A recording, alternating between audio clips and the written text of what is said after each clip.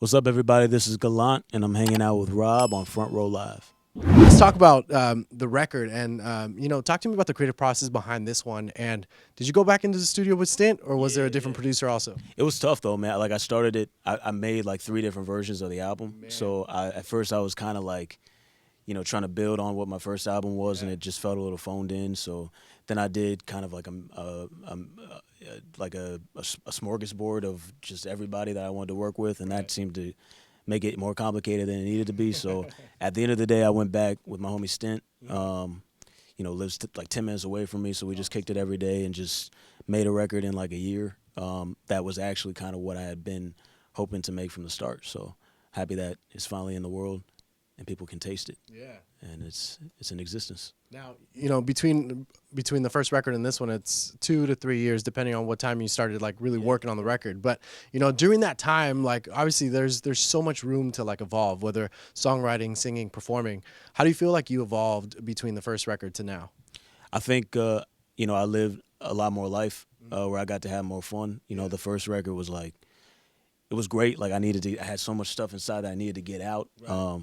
It was pretty depressing, lyrically, and really like dense and really brooding. Like I had just a bunch of shit that I felt like I couldn't say, that I just needed to say. Right. And it was the same with this record. It was just completely, night and day a little bit. Mm-hmm. It wasn't so much me like wallowing in like shadows. Yeah. It was more like me finding balance in everything that I did in life. So even the name, like Sweet Insomnia, it's kind of, everything's a little bittersweet. Everything's a little bit light and dark. So it was fun to actually take those feelings and channel it into an album similar to the way I did it in the first album, right, but just in a little bit of a new way. Now, Stint is like a producer that you've been working with for some time now. Yeah. The first album, you also had other producers as well, but like now that you jumped back into the studio with Stint, like how do you think he challenged you like more than he did before on this record? I mean, we didn't want to do like the same shit at all, and there was a lot of pressure, especially for anybody, like regardless of how their first album does, it's like you always want to one up yourself. Right. And so there's a lot of shit in my head like, oh, do I want to blow what I did before out of the water? Do I want to, not let people down who like the whatever I was saying like lyrically on the first thing? There's so many ways I could like overthink it.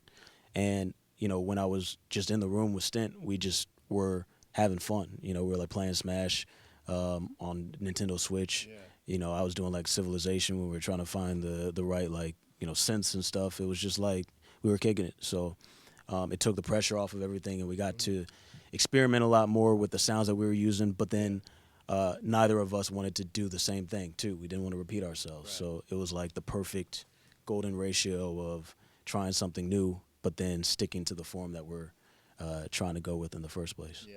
What is it about Stint that you've been constantly working with him? Like obviously you guys mesh together real good when you guys are in the studio. But what was it about him in the first time you ever worked with him that you were just like, I got to keep this guy around? I mean, I heard some of the stuff that he did on SoundCloud, maybe like 2015, early 2015, yeah.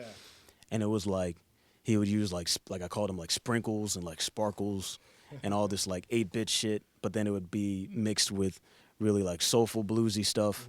And then the way that he puts the sounds together was he had such like a sound design type of mentality. So it just felt like, big and expensive. It felt like your head was like inside of the universe of whatever the sound was. Yeah, exactly. And I just thought it was cool, and I hadn't heard anything like that before. Yeah. So then we started working, and then, I guess we're just on the same page in so many ways, yeah. So, and we both kind of feel a little bit isolated too sometimes in the industry. So it's perfect to be with somebody like that who gets where you're coming from and who wants to make the same thing as you do, right, and then evolve with that person too and constantly challenge yourselves and make something new each time. Right. Did you guys find yourself, you kind of mentioned sprinkles earlier, like did you guys find yourself kind of, and sparkles, yeah. Did you guys find yourself like creating sounds like with the most random equipment, not necessarily an instrument, but just like kind of just making your own sounds for this record? For this record, yeah. The first time around, it was a lot of in the box stuff. Mm-hmm. I think we had a little bit more like just analog stuff to work with this time around. And I think when we first started working together, I was always afraid of using too much analog gear because eventually you get into this thing where you're like, oh, maybe if I set it to like this tick mark instead of that tick mark, then that's gonna change how I feel about the record. Just too many math problems afterwards. Yeah, it was like too much. You have too many tools, you know. But this time around, we finished the record basically, and then we went back in and we had to make certain tweaks. And for making those tweaks, when you have no pressure of like actually finishing the writing of a song or like re-recording vocals on a song or anything like that, it's actually a lot of fun. So we tried a lot of that out this time. So talk to me about your vocals, because when I see your name or hear your name, I automatically think falsetto. Like that's always like I put the two together. So do you consider the falsettos when you're writing your lyrics, or do you do the lyrics first and then figure out where you want to like kind of place those falsettos? I think it's like half and half. I feel like sometimes I'll just have like a melody in my head. A lot of times I just like to layer them too. So I feel like if you have like a bed of vocals that are doing something, then just like a tiny hint of like some falsetto sometimes is nice, But it's just whatever works for the song. Sometimes a falsetto just conveys the melody a little bit better because of just where it falls in the key, and then other times, it's just one vocal all the way through. Right. That's not falsetto. But this time around, I think it was like a lot of layered stuff. Like we had like kind of 50-50 basically on everything throughout the whole record.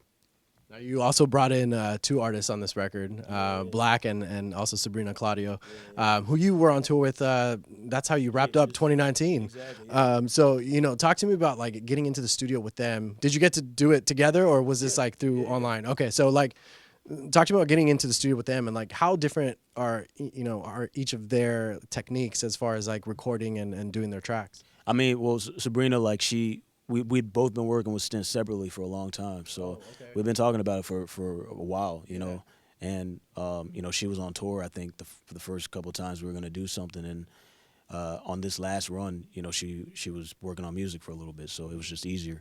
But musically, I mean, everything's pretty much aligned. So, we just met at Stint's house. We worked on a bunch of records, and Compromise is she gave it that other edge that I really was looking for a long time. I had like one verse recorded, and then I wrote a second verse, and I was like, I don't really like that much. And so for the sitting on it, kind of, yeah, that was one of the older records that I had that I didn't write in the past year, but it just had like a verse, and I just couldn't figure out what to do with it. And she instantly, I think we had already written something else too, like a really slower R&B record, and then it just made sense and clicked. With Black, he was in New York, so he did the verse when he was out in New York. But we had been talking on like Twitter about like doing something, together. And I think I sent him a couple records, and sometimes the vibe just doesn't click. Right. But when I sent him Sweet Insomnia, it just spoke to him, and I respect him for being honest and only doing things that he feels like he is emotionally attached to and connected to. But yeah, one of the probably the nicest dude I've ever worked with on a song before. And even though we didn't really get to collab in person until he came out to LA and we shot the music video. That's awesome though. Like, yeah, I love the two tracks. I mean, I love the entire album, but you mentioned Compromise was a song that you didn't write within the last year. So, what was it about that verse that you had that you felt like you had to create it into a song? Like, why was it so special to you? It was, well, what I had originally was like I liked the way the record felt. Mm-hmm. And before, I mean, now it's a little bit softer. It was like, before it was like a lot more aggressive. Yeah. But then like my verse kind of was talking about like going to therapy, and like, it was cool, but it was a little bit too much. And so I always felt like, instead of just giving like my side of like a disastrous kind of story that I was setting up with the beginning of the song, it made more sense to have a girl come in and just basically do the second half of the story without me being the lone side of the whole thing, especially since it's called Compromise. It's like it always made sense. So I could never find the right person to do it, to be honest. And so I thought it was just going to be buried, and then it just clicked. It just made a lot of sense with Sabrina. Now, do you feel like there was a specific track on this record that like just really like made you like work those extra hours to try and like kind of wrap it up, like finish it and make it happen? Yeah, and you mean like in a good way or like in a in a good way? That could go either way. I feel like whichever you want to talk about. Man, I mean in a good way, I feel like it's like an interlude called Forever 21. Okay. That was just like it's very short. It's like 53 seconds. Mm-hmm. and I just kind of did the vocals in like a very kind of loose way. And I just focused on trying to get the right feeling right. You know, I wanted everything to be really soft, almost like silent feeling, but then have the bass kind of be really loud. And so that was fun. I just kind of like spent hours just intricately making it what I wanted to hear just for fun. You know, it was like no stakes. But the one that was annoying to try and finish and make right was, I guess, Compromise doesn't count because that was its own thing. But there's a song called, well, there's Sleep on it too because I re-recorded the vocals like a bunch. But Sharpest Edges and Crimes, there were like versions of those two with like different synths, you know, maybe like 6, 7 different versions of it. You're already having to pick those 13 for that album. Yeah, exactly, yeah. But you know, it's like sometimes you think, oh, you know, maybe it could sound better if it's more in this style, or if it's a little bit less of this style. But I think for Crimes, I ended up coming back to what it was originally after making it like 10 different chill wave versions.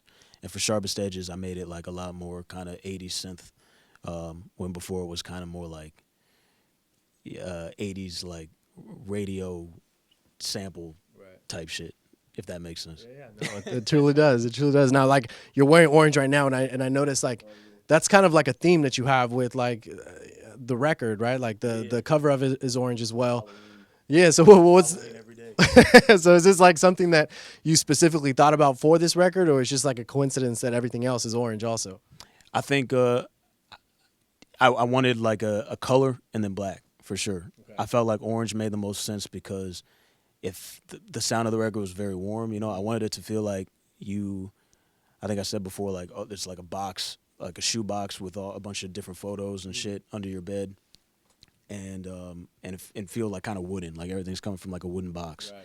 And so I guess it's just like the earth tone type of color palette that I was working with for some of the videos, the ideas that I had at the time. Right. I guess orange just made the most sense because it's like, you think of R&B, you think of like Babyface's album cover, and it has that homey kind of nostalgic vibe to it too. And I just wanted black. I just wanted it to be, you know, simple. And that's, I mean, that album cover I think it perfectly embodies exactly what I wanted people to feel like when they were listening to the music. Right. At least. Right. Well, and if it doesn't in the beginning, it at least makes you want to open it up and like actually listen to it. Exactly. That's good to hear. Yeah. So you're rehearsing right now. You're about to go on the Sweet Insomnia tour. Yeah. What can fans expect on this tour? And you're bringing out Ro James, and you're also bringing out VanJess, who I recently got introduced to them by a couple friends called McKenna, who are also like hip hop artists as well. But like they kind of introduced me to her or to them. But what is it about these two artists that you felt like they were important for this tour that you're about to go on? Well, VanJess I worked with once, maybe like a couple years ago. We did something together, but they're perfect. They represent that everything is not always going to fit in the box in R&B. So they have a lane, they have a specific style and a sound, and a lot of people are gravitating towards it, and it's just uniquely who they are, you know. And I really admire that, and they're, you know, talented as fuck on top of it. So that made a lot of sense. Ro James, I think, has been in the game for so long. He's so respected. I definitely didn't think he would agree to go on tour with me because, you know, he's got so much going on. But I know he's working on. I think he's working on something. Yeah. So selfishly, I wanted to kind of hear what he was working on a little bit, and I just think it would be such a great opportunity for us to connect. You know. Right. Awesome, dude. Well, thanks for letting me crash your session. You guys sounded great already, so I can't wait to see the live show. And congratulations with the new album. You guys be sure to check out Gallant. New album Sweet Insomnia is out now. And thanks for watching on Front Row Live.